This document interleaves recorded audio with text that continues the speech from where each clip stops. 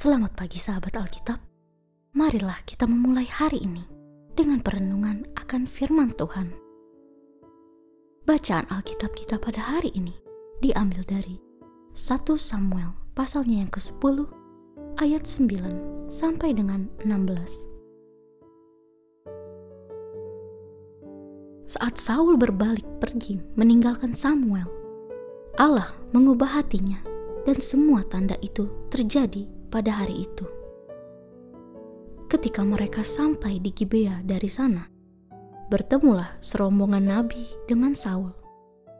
Roh Allah tiba-tiba menguasainya dan ia mengalami kepenuhan seperti nabi di antara mereka.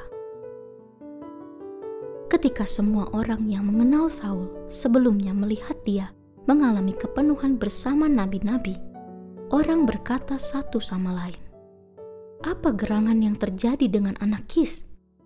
Apakah Saul juga termasuk nabi?" Seorang dari tempat itu menjawab, "Siapa sebenarnya pemimpin mereka?" Itulah sebabnya ada ungkapan, "Apakah Saul juga termasuk nabi?" Selesai mengalami kepenuhan seperti nabi, Saul pulang ke bukit. Paman Saul berkata kepada dia dan hambanya, "Dari mana kamu?" Jawab Saul, "Mencari keledai-keledai itu. Ketika kami tidak melihatnya, kami pergi kepada Samuel." Kemudian paman Saul berkata, "Ceritakan kepadaku apa yang dikatakan Samuel kepadamu." Kata Saul kepada pamannya, "Ia memberitahukan kepada kami bahwa keledai-keledai itu telah ditemukan." Tetapi Saul tidak menceritakan kepadanya apa yang dikatakan Samuel tentang jabatan raja. Sahabat Alkitab, momen yang tercatat pada sisa narasi perjumpaan antara Saul dengan Samuel ini sangatlah menarik dan penting untuk kita refleksikan secara personal sebagai umat Tuhan. Firman Tuhan menunjukkan kepada kita bahwa setelah semua pemberitaan pesan kenabian dan pengurapan itu terjadi pada Saul, Tuhan pun menyentuh dan mengubah hati Saul. Sebuah tindakan yang sangat personal dan intim yang dilakukan oleh Tuhan bagi manusia. Hal ini sangatlah penting untuk dimaknai oleh Saul agar ia tidak secara asal menjalankan perannya kelak, atau paling tidak begitulah idealnya terjadi pada diri Saul kelak.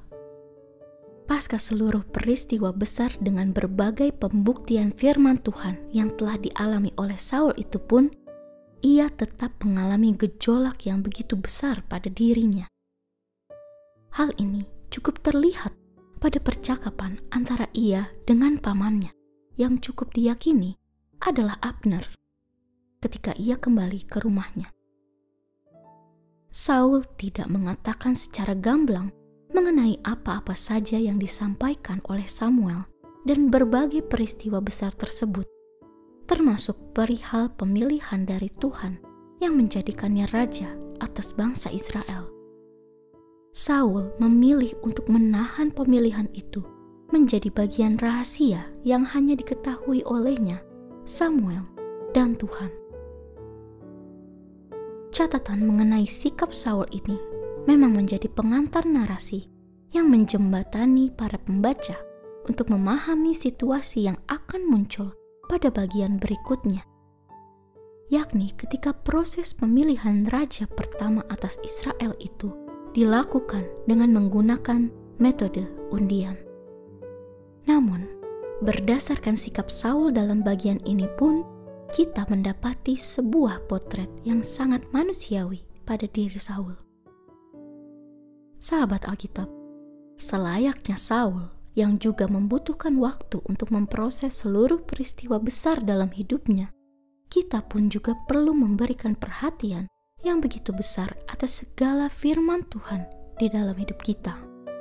Sikap Saul pada perikop ini adalah relevan dan penting juga untuk kita aplikasikan ke dalam kehidupan kita sehari-hari, yakni kita perlu memberikan waktu untuk memproses segala firman Tuhan bukan untuk meragukannya, melainkan untuk semakin memaknainya secara mendalam. Sungguh disayangkan jika setiap firman Tuhan yang kita dengarkan justru cepat berlalu begitu saja tanpa adanya proses berarti yang kita lakukan terhadapnya. Jadi, apakah kita sudah cukup memaknai segala firman Tuhan dalam hidup kita secara mendalam? Mari kita berdoa. Selamat pagi Tuhan Yesus. Kami bersyukur atas segala firman-Mu yang telah Engkau berikan untuk membimbing dan mengubahkan hidup kami. Bantulah kami ya Tuhan, untuk tidak hanya mendengar firman-Mu, tetapi juga memprosesnya dalam hati dan pikiran kami. Berikanlah kami waktu dan kesempatan untuk merenungkan dan memaknai setiap firman-Mu secara mendalam, sehingga firman-Mu dapat benar-benar mengubah hidup kami. Terima kasih ya Tuhan. Di dalam nama Tuhan Yesus, kami berdoa. Amin.